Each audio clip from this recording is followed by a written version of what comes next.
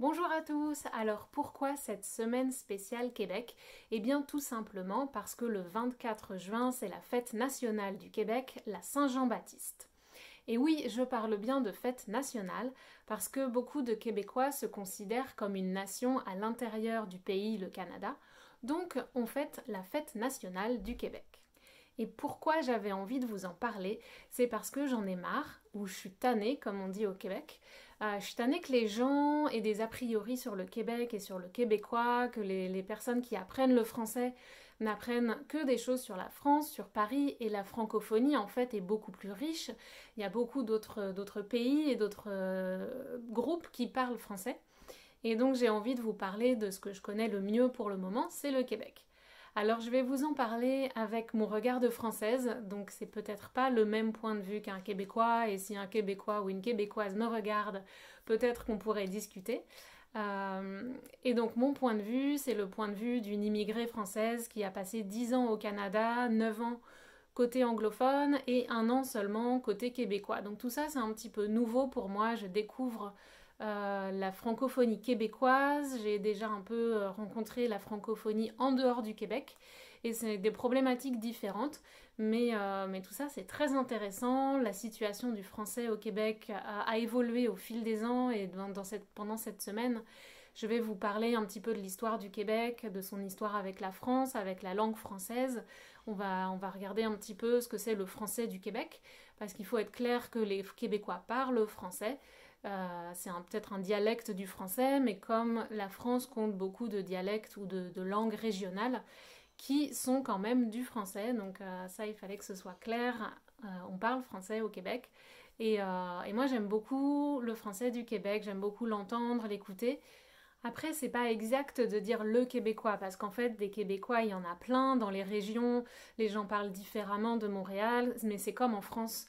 Les façons de parler dans les régions françaises sont différentes de la façon parisienne, qui n'est même pas la plus neutre en fait. Quand on me dit oh, je veux parler comme les Parisiens, personnellement, je trouve que le français moderne parisien, c'est vraiment pas le plus joli. Et la langue que moi je parle avec mes amis, c'est pas non plus le français que vous apprenez à l'Alliance française. C'est pas le français international qui est très fluide, très joli, très harmonieux peut-être.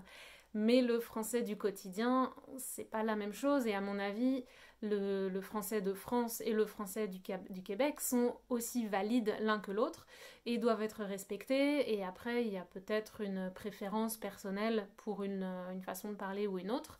Mais quand on prend le temps de se familiariser avec le québécois, de l'écouter, je trouve que c'est une langue qui est aussi très jolie et que j'aime beaucoup. Ce que j'aime aussi avec la langue française du Québec, c'est que c'est une langue qui porte l'identité des personnes qui la parlent. C'est beaucoup plus qu'une langue en fait, c'est tout un système de valeurs, de croyances qui s'oppose un peu aux anglophones du Canada. On verra ça un petit peu plus tard dans la semaine. Et donc c'est une langue qui reflète les combats du passé et vraiment l'affirmation d'une identité et ça la rend vraiment très intéressante. Et alors avant de terminer avec cette introduction, je vais répondre à une question que j'ai reçue hier qui me demandait si j'ai dû changer mon accent quand je suis arrivée au Québec. Alors non, pas du tout. Parce que déjà d'une part, pour moi je trouve que ce serait un manque de respect d'essayer de reproduire la façon de parler des Québécois. Ça va ressembler à une caricature, je vais juste avoir l'air de la française qui se moque des Québécois, donc je veux pas du tout ça, donc je parle français normalement. Ils me comprennent très bien, on se comprend très bien, moi je les comprends, ils me comprennent, il y a parfois des mots de vocabulaire qui sont différents. Et c'est vrai que quand je trouve qu'un mot québécois est approprié et que je le trouve utile dans une situation, je vais essayer d'utiliser le mot québécois, mais je le prononce comme une française. Maintenant, c'est vrai que j'aime bien essayer de pratiquer un petit peu la façon de parler québécoise mais comme je l'ai fait en anglais en fait, quand je suis arrivée à Vancouver et j'ai essayé d'améliorer ma prononciation et puis comme je suis un peu perfectionniste, d'essayer de prononcer les choses le mieux possible et donc j'essaye de comprendre comment fonctionne le québécois, les mécanismes de la prononciation québécoise, ça m'intéresse de les étudier et puis d'essayer de les reproduire mais je sais que je suis pas forcément très douée pour faire ça, donc c'est plus un passe-temps personnel qu'une nécessité et quelque chose que j'utilise dans ma vie quotidienne.